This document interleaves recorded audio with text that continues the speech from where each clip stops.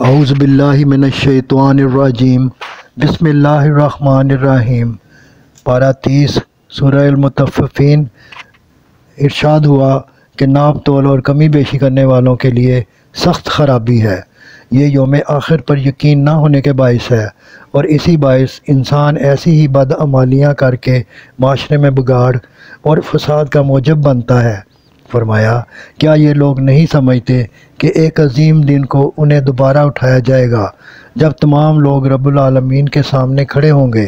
فرمایا، ایسا کر کے ان کے دل زنگ آلودہ ہو چکے ہیں اور ان میں خیر و شر کا احساس نہیں رہا۔ چنانچہ انہیں جہنم میں پھینک کر پوچھا جائے گا کہ جب پیغمبر تمہیں یہ بات بتاتے تھے تو تم جھوٹ جانتے تھے۔ فرمایا کہ ان کے مقابلے میں نیک لوگوں کو ہر طرح کی نعمتیں، آسائشیں حاصل ہوں گی۔ فرمایا، دنیا میں بدکار نیک لوگوں پر ہنستے تھے، آج یہ بدکاروں پر ہنسیں گے۔ سورہ الانشقاق۔ فرمایا، قیامت نے آنا ہے جب یہ کارخانہ پھٹ جائے گا، زمین پھیل کر برابر ہو جائے گی اور اندر کی ہر چیز کو باہر نکال ڈالے گی۔ اے انسان، تجھے دنیا میں محنت اور مشقت کی زندگی بسر کرنی ہے، خواہ وہ محنت مشقت اللہ کے حکم کی تعمیل میں ہو یا اپنے نفس کی خواہشات کو پورا کرنے میں ہو۔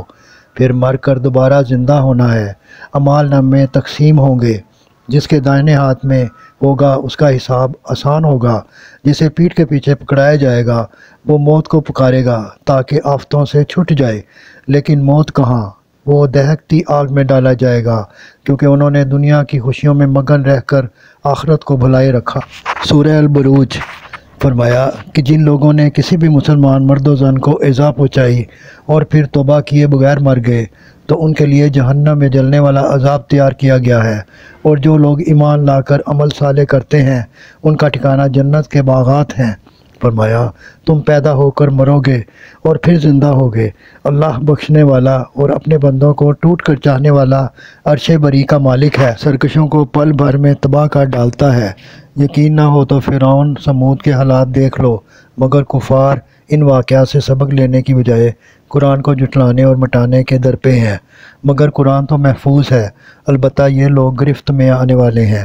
صدق اللہ العظیم۔ آپ سے گزارش ہے کہ چینل کو سبسکرائب کر دیں اور گھنٹی کے بٹن کو دبا دیں تاکہ ہر نئی آنے والی ویڈیو آپ تک پہنچتی رہے۔